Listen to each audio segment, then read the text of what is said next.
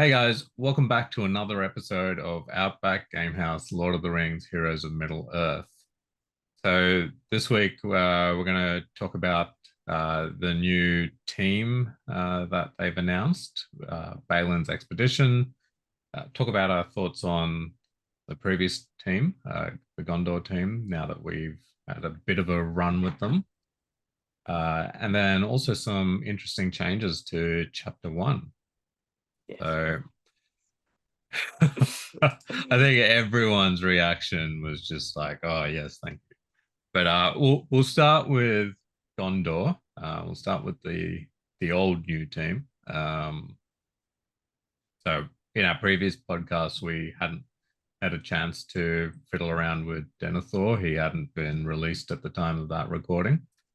Um, but yeah, I think I've got them to about level 50. Ability mats is what's killing me. I Mm. think in general they're threes across the board with a few fours here and there.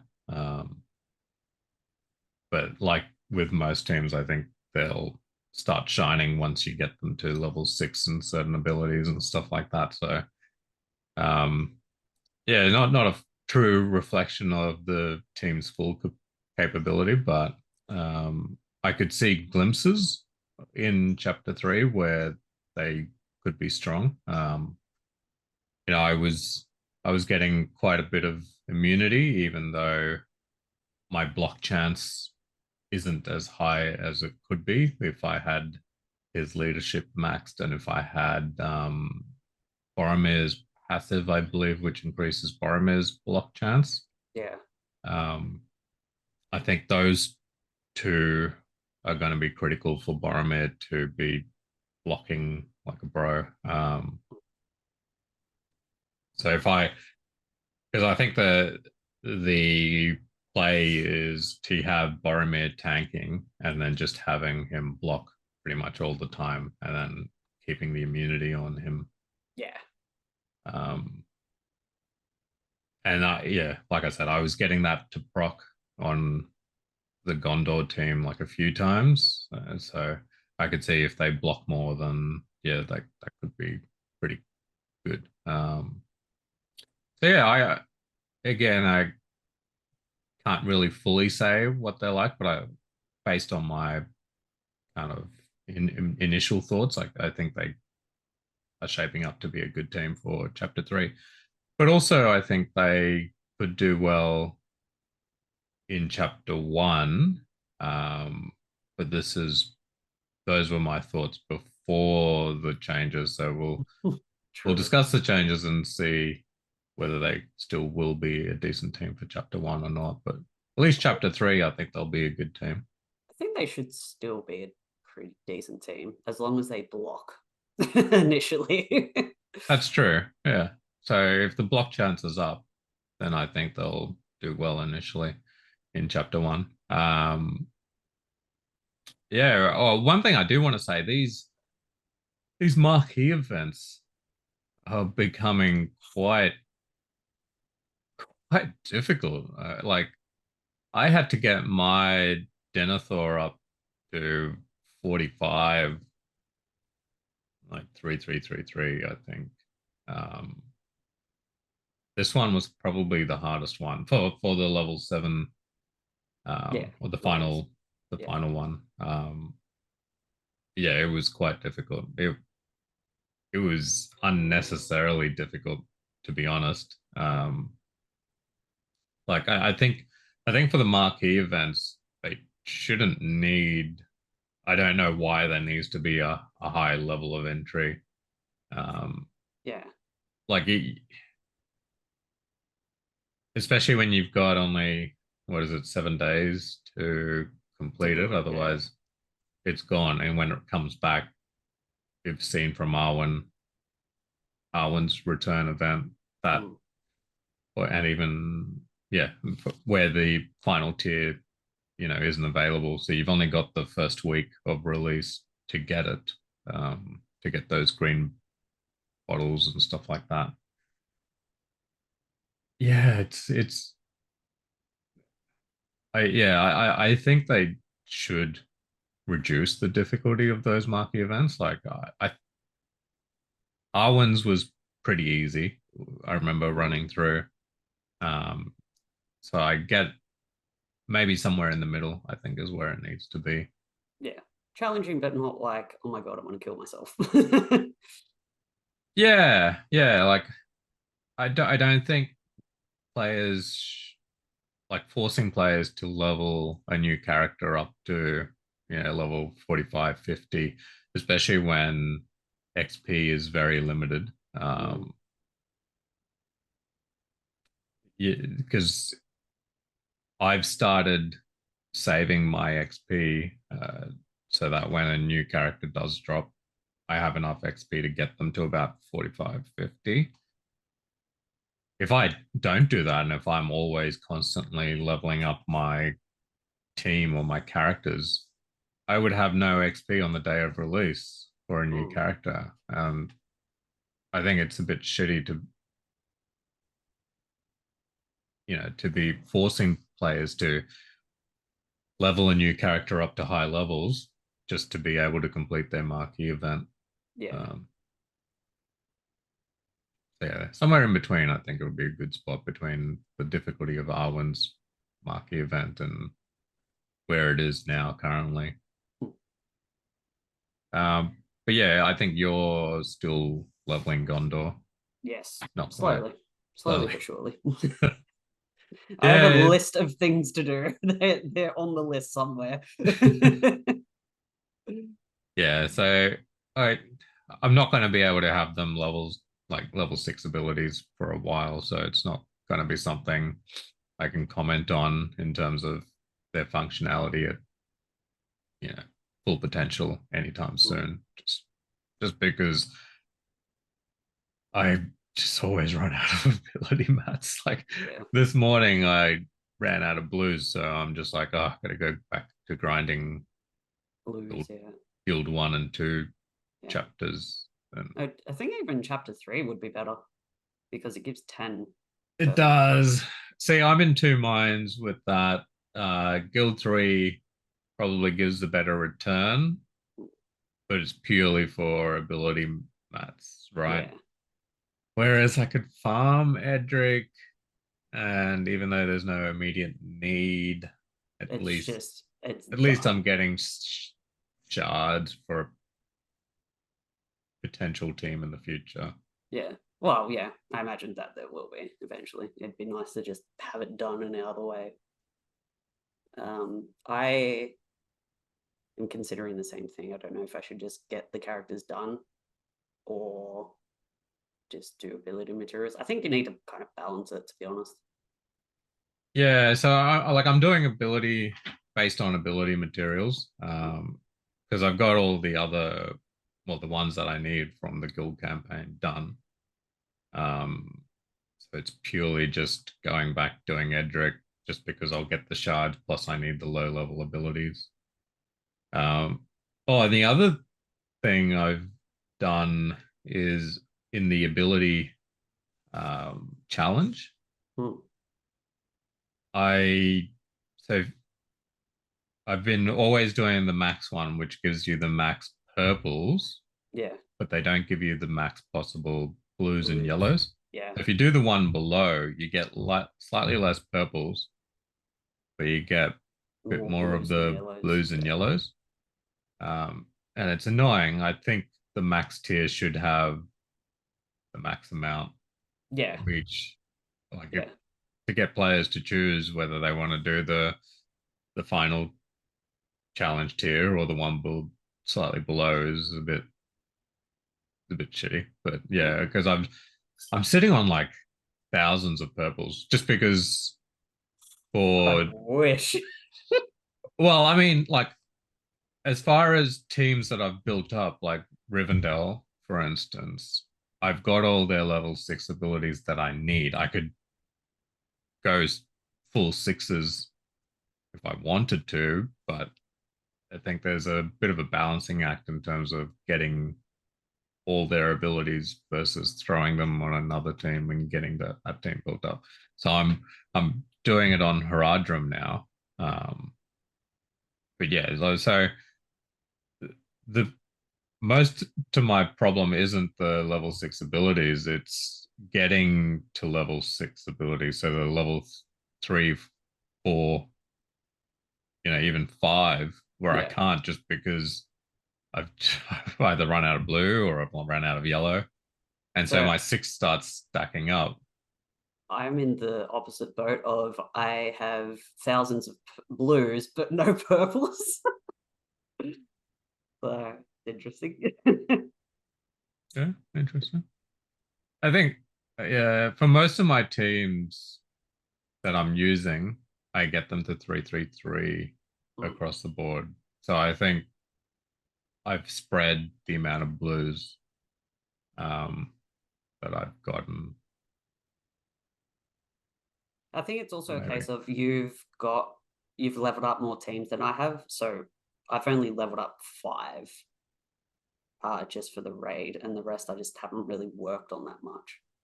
Yeah, well, I've leveled up 5, but I think I've leveled up additional characters here and there that I've Yeah, thrown into the 5. yeah, like So it's like Ironhide, it's Narumiri.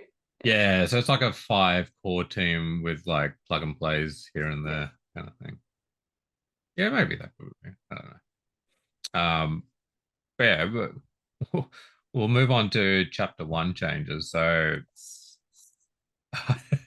I woke up this morning because you know, usually the blog posts or any announcements like early morning for us, so we're not around. So I woke up, first thing I saw was like comments in the guild server going, "Oh, thank God!" And I'm just like, "Oh, wait, what?" Because I was only expecting a blog post for Balin and Balin's expedition, Yeah, so was I. Yeah, and then I was like, "Wait, is there something else?" And then went and looked at the announcement. I was just like, "Oh, this is this this is is looking this is so the much good better." shit. A few things. They specified that they did a lot of testing. Hopefully they have. And one thing they were trying to do was reduce the randomness or the RNG in chapter 1, but also try to maintain the current scores that players are getting with their teams. So because it's probably true if they did reduce the number of bomb stacks, if they did remove the taunt and just left everything as is, I would expect people probably would start getting higher scores. Yeah, Um, so essentially, what they've done, hopefully, is players still getting the same score, but less attempts to get there. yeah, And I think that's all everyone wanted. Because like I can get 900k with my elves. Sometimes it's taken me 3 attempts. Sometimes it's taken me the full 24 hours. and you have heard how many times I've. It has not been enjoyable, to say the least. Oh, it's annoying, and especially because it's the first raid, it's first Yeah, chapter into a raid. It's just it just sets people off, kind of yeah. thing. Yeah. So See, I hope. I didn't mind repeating chapter 3. The repeating chapter 3 over and over to get like the energy and the immunity and all that. Mm, That was fine for me. I didn't particularly have a problem. Chapter 1, I think because you can have like a good start, but then it can just be completely ruined halfway through. I think that's mm. the annoying part. Yeah, yeah, If yeah. I'm gonna have a shit start, I'm gonna want it to be at the beginning so I can just reload because it's not gonna take that long to get back to where I was, which is kind of how it is in chapter 3. Yeah, well, kind of, but yeah, Yeah, it's a lot better in chapter 3. Like chapter 1, you're right. I mean, I usually reset if I have a poor run at the start, like wave 1. Um, but yeah, you get to the third wave, you're at like 600 points, and you're almost there. You can taste that 900k. Bomber has like 8 stacks, and you're just like, yes, this is going super well. And then he throws it at you and kills your whole team, and you're just like, I don't see the bomber as going well unless he has 10 stacks. I do not trust those stacks. well, neither do I. But I mean, how many teams can get 10 stacks? I struggle even Yeah. with my Rivendell to get 10 stacks on him. Yeah, so do I. The team I find that can consistently do it is RTR. RTR. Yeah, Yeah. they can do it pretty easily. Actually, they can get to like 13, 14 stacks if I wanted to. Well, yeah, because the assists are on 2 of their basics, right? So that's 4 right there, and there's no cooldown on basics. Like Isengard have assists, but it's on their Yeah, both their of abilities. their Yeah, special twos, and they're on cooldown. So with Isengard, I find I get it every second bomber where I have the chance to do that, but not uh, each bomber wave. But yeah, so I think in that instance, like getting it down to 5, so that what they mentioned was the bomber stacks. Instead of an RNG, it's basically a yes no kind of thing. So if you get it to 5 stacks, he bombs. yeah.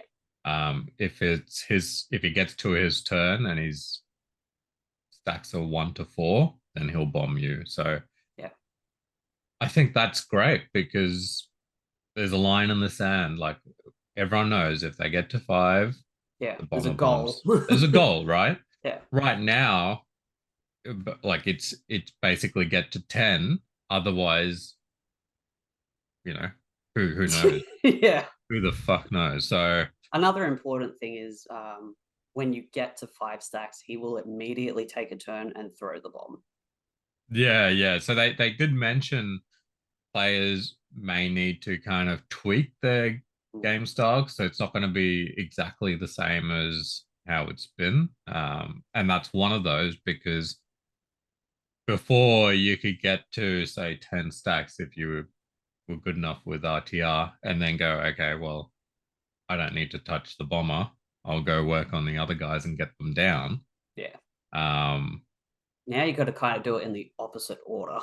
yeah. Now you got to like watch out for well AoEs will obviously hit him, get the stacks. And you got to make sure you get that 5th stack when you want him to bomb, right? So you got to now it's a matter of working down the others, getting some stacks on him, and then when you're ready, hit him for the 5th time before his turn.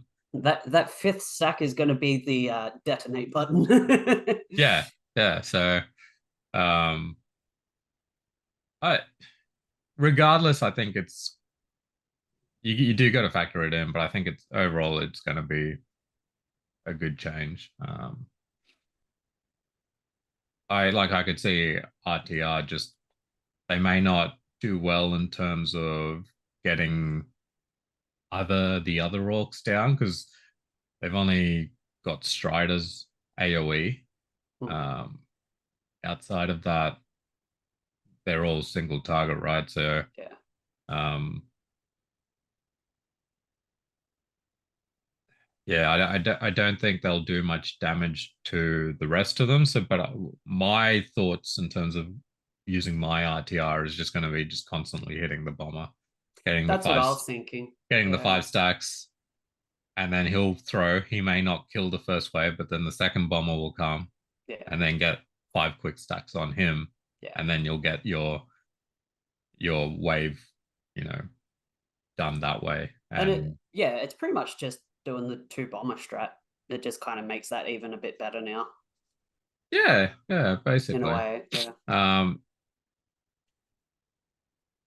The only downside is survivability, because I think they've made tweaks to that, so it makes you harder to survive.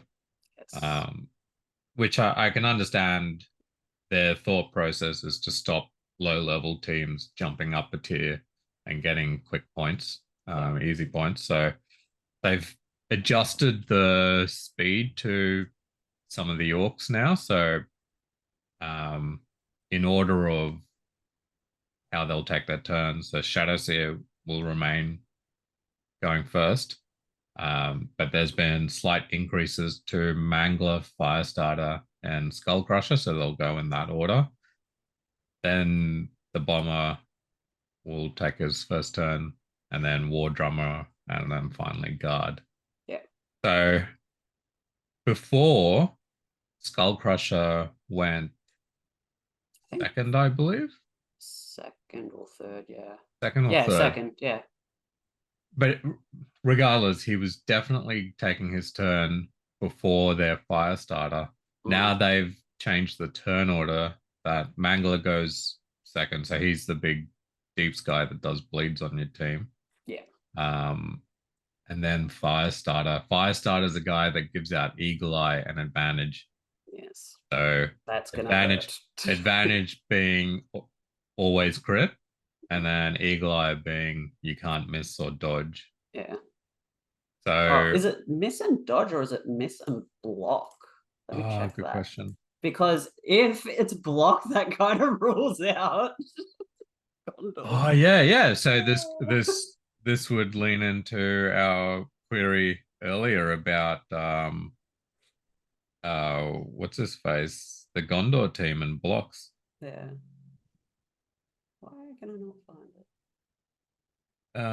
it? So no, you're right. Eagle Eye is miss or block. attacks no. cannot miss or be blocked.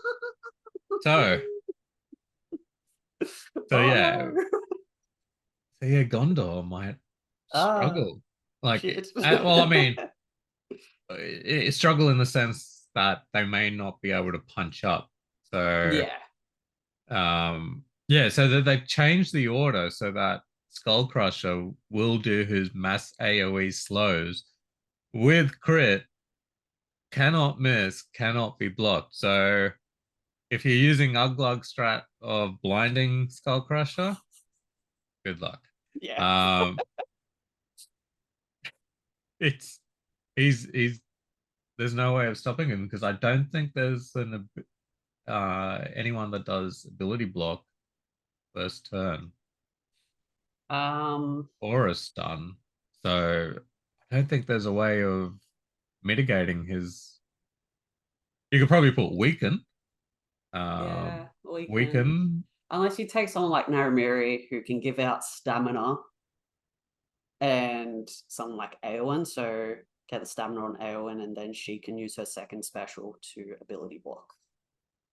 Naramiri only gives stamina to elves. Shit. Okay. I like the thought process. Oh no. Yeah. Can't really think of anyone. Pippin? No, not Pippin. Merry can.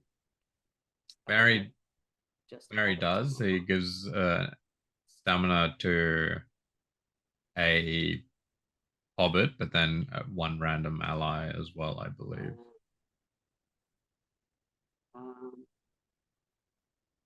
Yeah, one hobbit and 1 to 2 additional allies, but I'm assuming that's level 6. Level 6, yeah. So at level 6, he'll. Also, you need to wait 2 turns to actually use it. I forgot about that. What? It starts on 4 energy, and you need 6 to use it. Oh, Eowyn's? Mary's. Oh, yeah, you don't get it straight away. Yeah. Okay. So, yeah. So that doesn't matter anyway. So, yeah. I think the only thing is to do some sort of weaken or some whatever the crit reduction. Yeah. Enfeeble, that's the one. Yeah. That's only crit reduced by 30%, and advantage, I think, overtakes that because it's a guaranteed critical. Right. Yeah. Yeah. The only thing I can think of is just putting weaken on him so he doesn't hit as hard. He'll crit, but he just won't crit as hard. Pretty much, yeah. But yeah, that's going to be painful. So I think the whole the thinking behind that for them is just, as I said, to reduce the amount of low teams in difficulty 3, for instance, or difficulty 2. I mean, as I was saying to you before, it seems like high entry barrier, but once you get over that entry barrier, it seems to kind of plateau, I guess. Not even Yeah. plateau, like would seem to go down a little bit. Yeah, I'd say so. It's a high entry barrier, but once you get over that barrier, then it's smooth sailing a bit. Yeah. Which I prefer that. I because it's something you know what the barrier is, and once you get over it, Yeah, it's something you can plan for. yeah. Like it sucks because my RTR is at that. They get 300k easily in difficulty 2, but they're just not strong enough for difficulty 3. Yeah. Yeah, they're at that intermediate level between the two. Yeah. Um, That's what my Rohan's at. yeah, For difficulty 1 and difficulty 2. Because what I do in difficulty 2 is I take out the Skull Crusher before his turn with RTR. Yeah. So I can do that in difficulty 2. In difficulty 3, they're just not hitting hard enough to take him out. Yeah. And yeah, I'd imagine it'll probably be the same even with the changes now. Although I do wonder whether I can get the bomber to 5 stacks before Skullcrusher can go, because the RTR is pretty quick. That's their advantage. Well, even then, you'd still need enough damage to actually kill the Skull Crusher with the bomb. Well, that's where Strider comes into play. True. Yeah.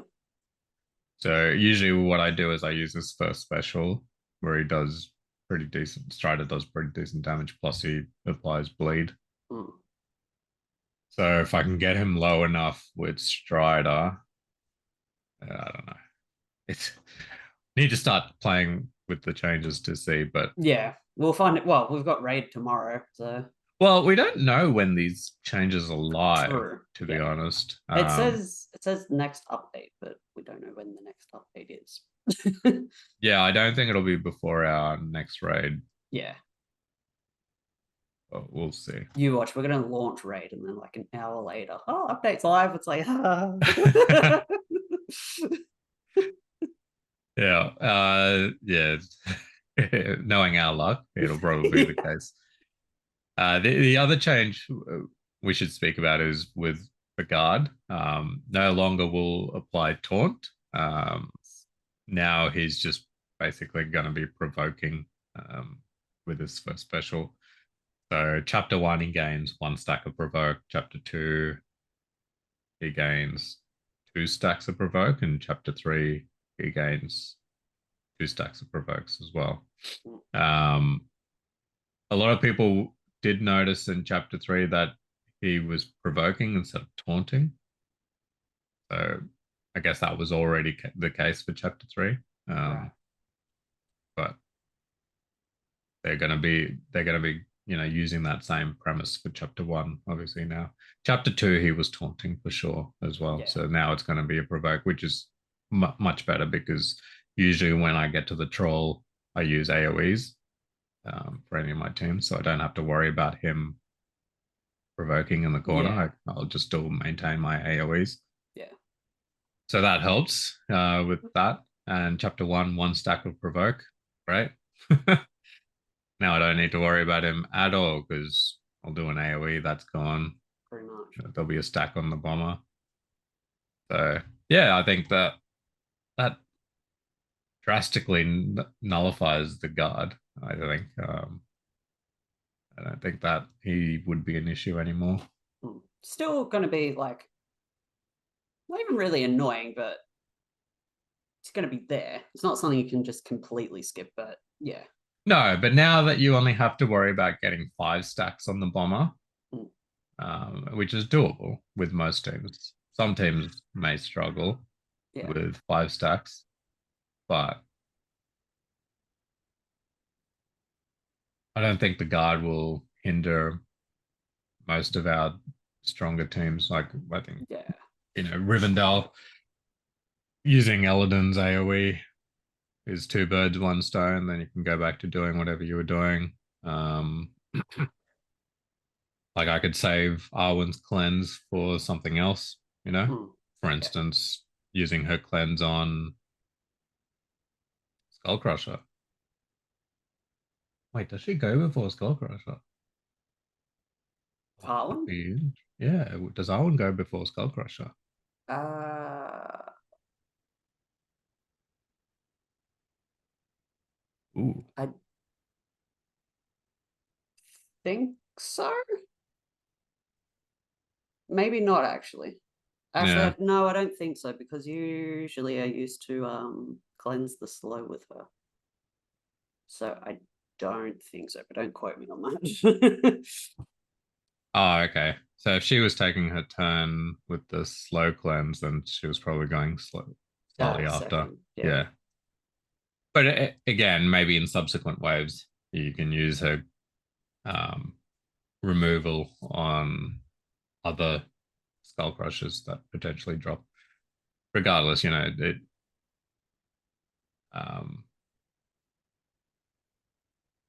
you've got her removal for other purposes, not just saving it for the guard, because that's what I Mm, was doing. I was rarely using her um, removal just because I was like, what if a guard appears, pretty much. Yeah, So I was always holding that. yeah. Um, yeah, I think that was pretty much all the changes that they mentioned for chapter one. Mm. I don't think there was anything else in that announcement. Um, don't think so. No. Yeah, so again, we'll have to see how it plays out, in practicality. On paper, I, I think it's a good change. So I think it'll go well for all of us. Yes. Hopefully it will be before our next raid, but no, like I said, I don't think so. Yeah. Now for October's update, it's going to be our first what if character. Yes. Um, so it's Balin's Expedition is the faction name. Basically, what they said was uh, in the Lord of the Rings Heroes of Middle Earth, we always intended to explore the what ifs of Lord of the Rings lore. In our first exploration, we asked the question, what if Balin's expedition to retake Moria hadn't failed and instead restored Moria to a glorious Dwarven kingdom? So, um, yeah, so you won't no no longer have this in the background. Instead, uh, probably he'll have a throne instead. But Yeah. yeah, yeah, I like I said, I'm excited by these what ifs. I think it gives fans something else that they're not used to in terms of lore and stuff like that.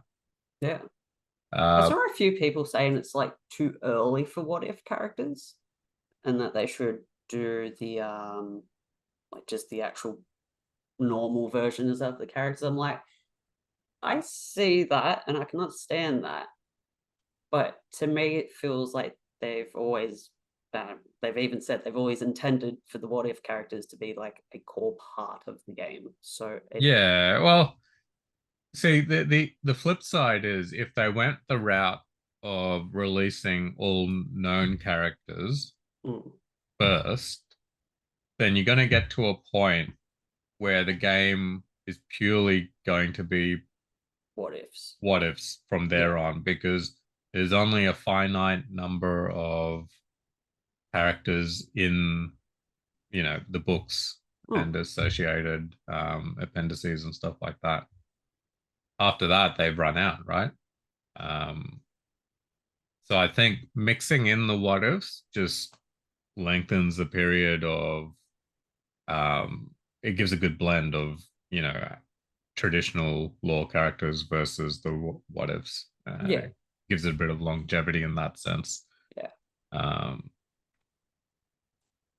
So yeah, I can understand it, but I think the route they're going just I think it'll be better in the long run. Yeah.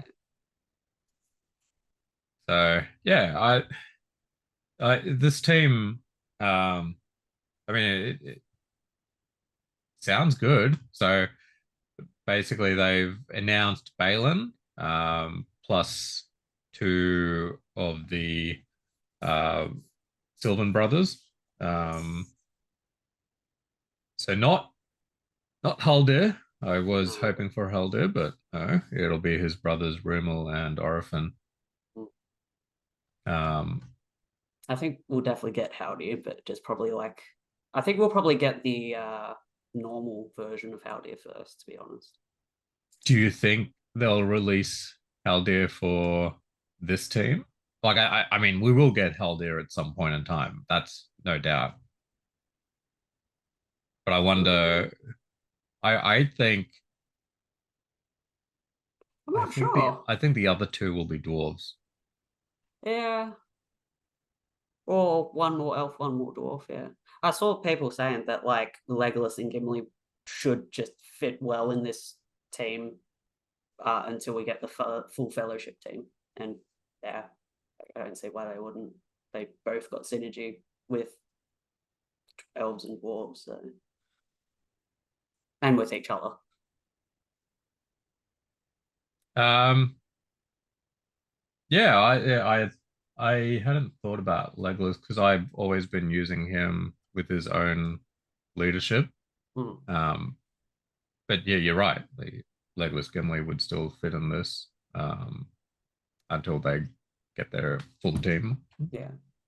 But even other elves that you're not using, or other dwarves that you're not using, I think could easily fit in this as well. I could even go the Killy Philly route. Yeah, It's that's just another one I was thinking too, yeah. um, does leave the door open, which I like. A bit of flexibility in that sense. Yeah. But yeah, I when I saw the initial kind of um, announcement that we got was just here's the new team, a bit of a background in terms of the lore, and stuff like that. But they put a lot of effort into the character designs. Mm. Like Balin looks epic. Even the uh, two Silvan brothers, like The that shield shield, looks cool, yeah. yeah, who I assume is going to be Romil, with the shield and the twisted spear as well. Yeah. Um, that looks pretty dope. Yeah. And then I love the like dwarven armor and gear. Well, yeah, just the dwarven like weapons on an elf. I think that's just cool, to be honest. And the axes as well. yeah, the dual wielding axe. Yeah. Yeah, I yeah, love the amount of detail they put into Balin's axe. It's insane. yeah. You mentioned this as well, that there seems to be a lot more detail that they've put into his model compared to other marquees that they've released to date. Mm. Um, so your thoughts are that it probably could be a different sort of event versus just I the traditional marquee. yeah, just his name, Lord Balin. That's like his actual official name in the game, and just Mm. the detail on his character. I just thought he would be like some sort of an exclusive event or something, but apparently not. Well, well, this the latest announcement, yeah, Yeah. squashes that. But I think the level of detail they've gone to is because him being the first what if, Mm. they kind of had to. Yeah, there's probably like your traditional diehard fans out there that are like, no, you must not mess the works of Tolkien, you know. Yeah. So, they had to put, I imagine they had to put extra effort into this one being the first that what goes if, off yeah. course kind of thing. Yeah. Um, but yeah, I I love the detailing. I love everything about The the glorious beard. yeah, the glorious beard, everything. I am curious who the other two will be on that Mm, team. But yeah.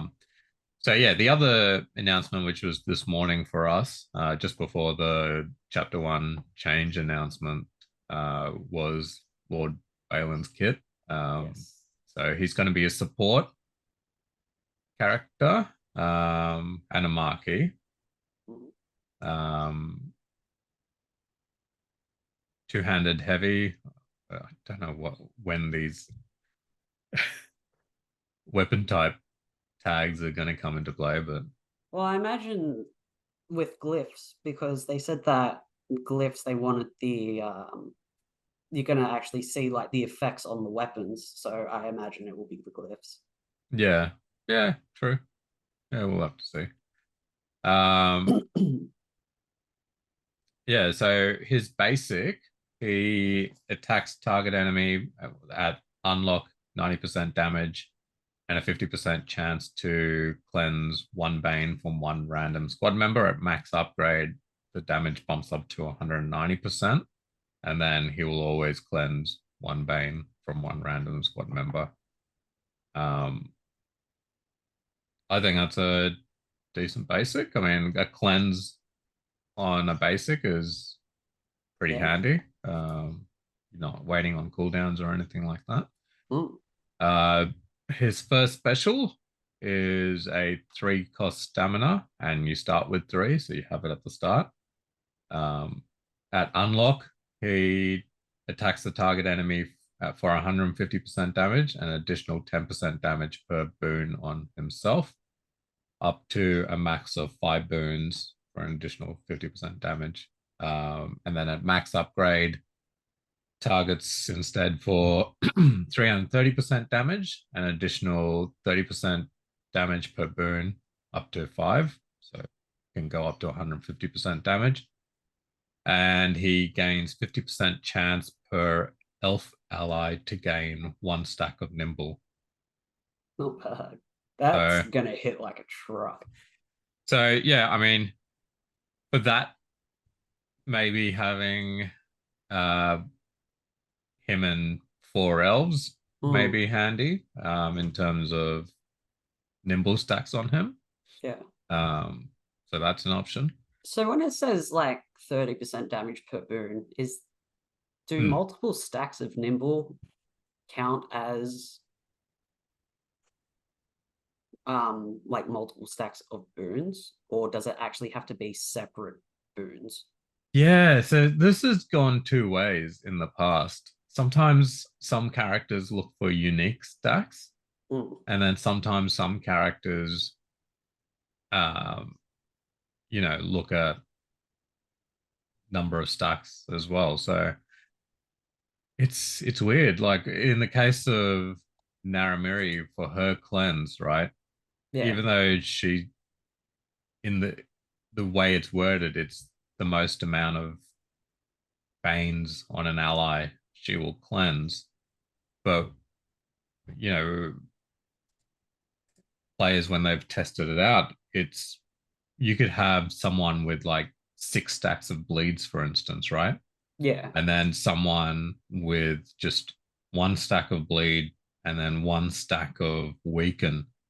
She will cleanse that second character, Yeah. even though they've only got 2 banes, whereas the other guy's got 6 banes, but she looks at unique amount Yeah. of banes. So it's the person with the most unique number of banes. Mm. So without looking at the coding, it's hard to say how this will play. Yeah.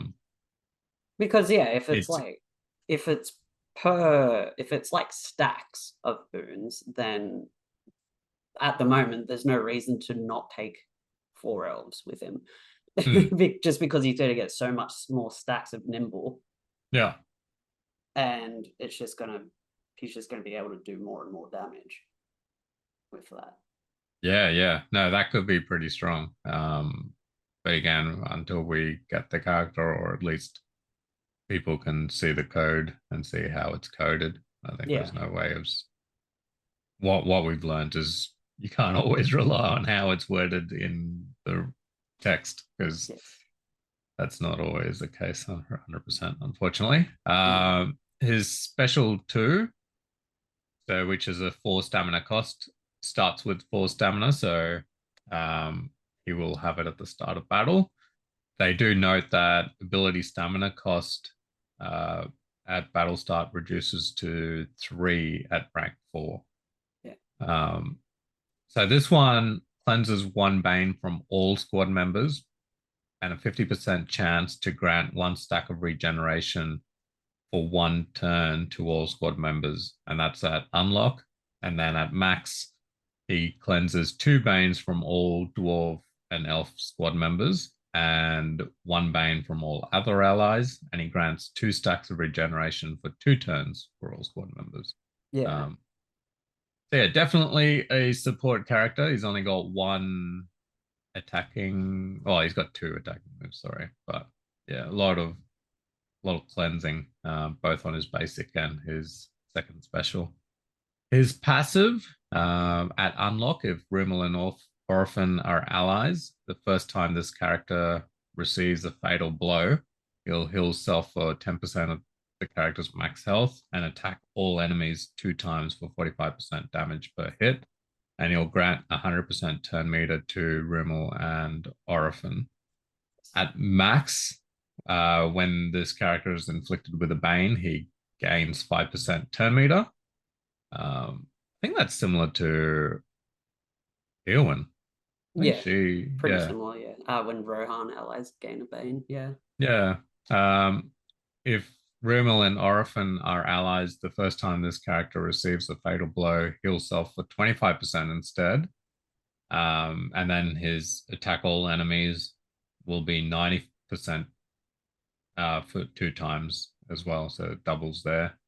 Um, and then he'll still grant 100% turn meter, both Yeah. the Silvan brothers. His leadership.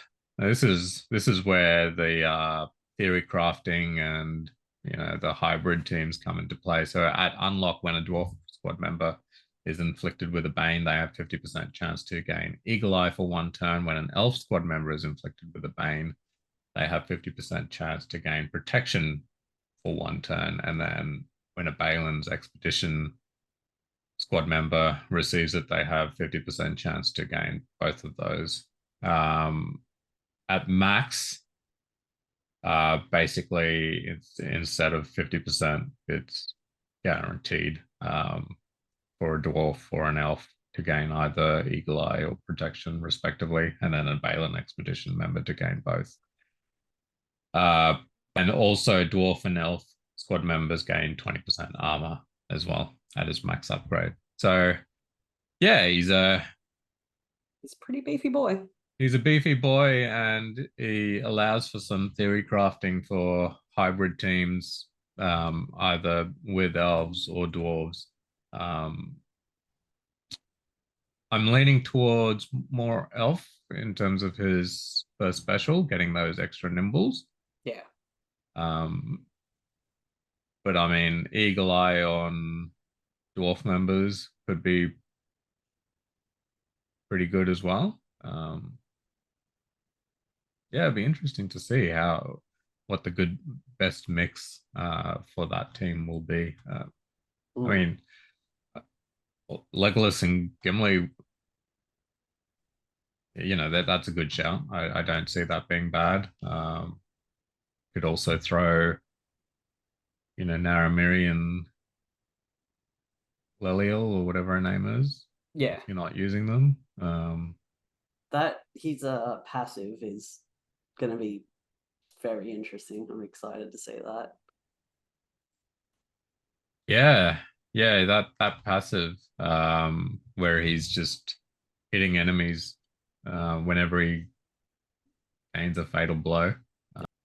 Yeah, it's gonna be interesting how that works. So fatal blow, is that when he dies, or I'm pretty sure it's when he dies, yeah. But then he heals self for 10% at Fatal Blow, so it can't be that. Well, I mean, it's just essentially a revive mechanic. Or I don't believe it interacts with Unbreakable because it's technically not a Fatal Blow.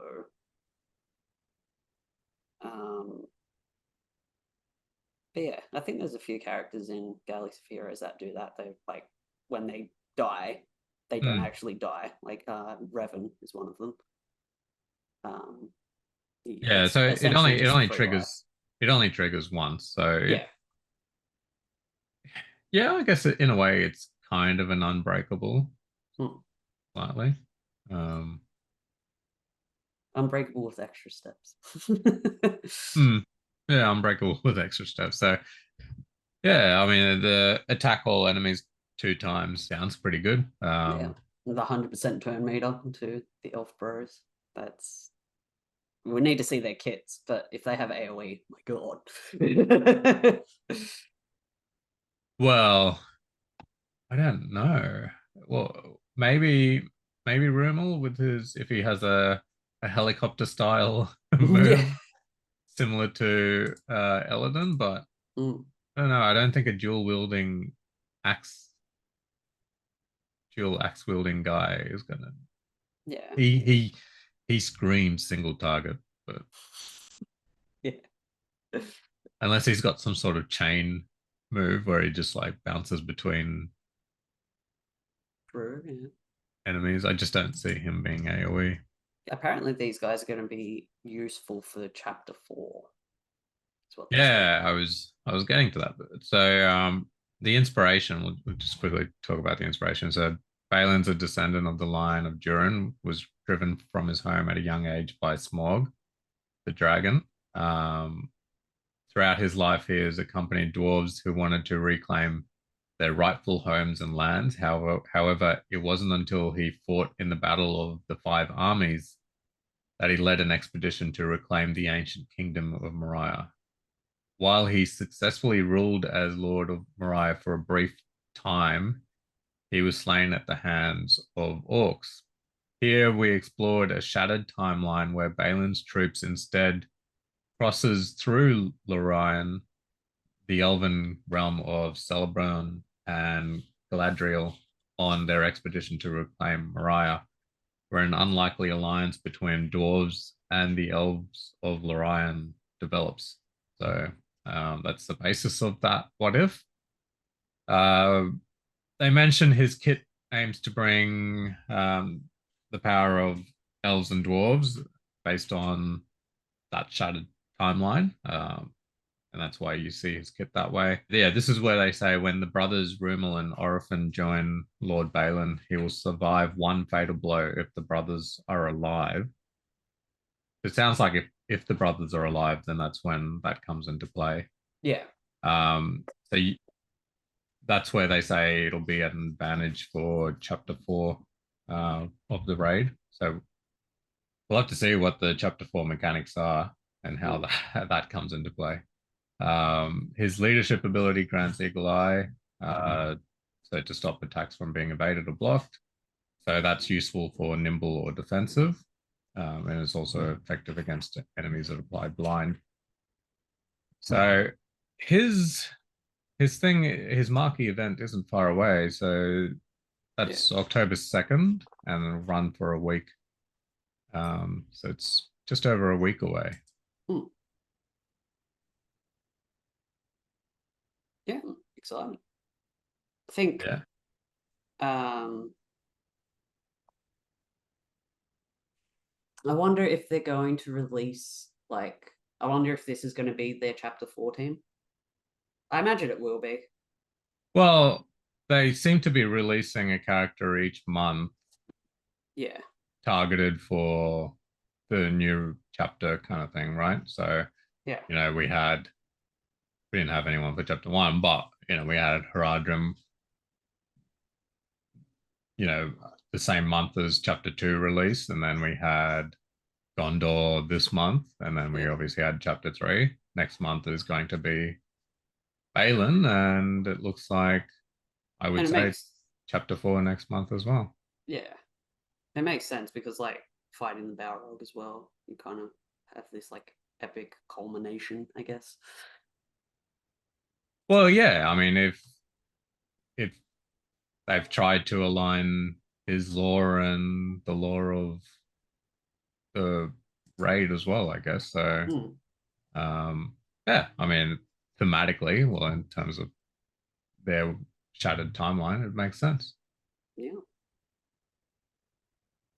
But yeah, otherwise, the Elf Bros we won't know for a few days. Usually, there might be one tomorrow morning, and then probably one the day after, or they sometimes have it a day in between. But I think at least by our next podcast, we'll have the full kit for the Silvan brothers. Yes. But yeah, otherwise we'll just quickly touch base on any account updates. Mine's still progressing the same way as last podcast. No major changes, just because I've just hit a spot where either I'm XP limited or ability block limited, so it's a slow grind at the moment for me. But it's still the same focus. Any changes for you in terms of focus or what you? Pretty much the same. Focusing on Naramiri to get her to 7 stars. I've got her abilities, her special 1 to rank 5 and a special 2 to rank 6, I think. Gonna get her to 7 stars and then probably get my Haradrim up to level 50 and then finish my what's it called? Road to Rivendell. Yeah. So yeah, get them all to 7 stars. I think they're on their way to 6 stars. So yeah. Yeah, so I think I've got Frodo and Mary just shy of 6 stars, so they'll be 6 stars soon. Yeah, my Mary, my Pippin and Strider are both 7. Sam, you can't get shards for until he's like event thing. So yeah. I like it's a good team in terms of free to play because it's only two characters you need to hard farm. Pretty much. Pippin's an easy farm. Strider you get for free. Sam you'll just eventually get when the others are built. So it's only 2 characters you need to focus on for that team. It's funny because when the game first started, everyone was saying how bad they were, and now people are like, they're pretty good. I didn't think they were bad per se. Yeah. I just didn't think they were better than the elves, the Rivendell team. Or Rohan, to be honest, yeah. And really, you only had Arena early game. Yeah. And I don't think they had enough to topple either of those teams. Yeah. But I always enjoyed the hits. Yeah. So yeah. It's just they were just a bunch of glass cannon. Like Frodo's a glass cannon. They were just very weak in that sense in terms of their stats. Yeah. But yeah, in terms of chapter 1, they definitely come to light just because they're just going quickly, getting those stats built up. So yeah. And Naramiri, I think you'll see a vast improvement with her abilities leveled up and stuff like that. Yes. Hopefully not as much restarting. Yeah, hopefully. Otherwise, I don't think there's anything else to cover for this episode. I think that's about it. All right. Well, appreciate you guys tuning in for another episode. We will catch you guys next time.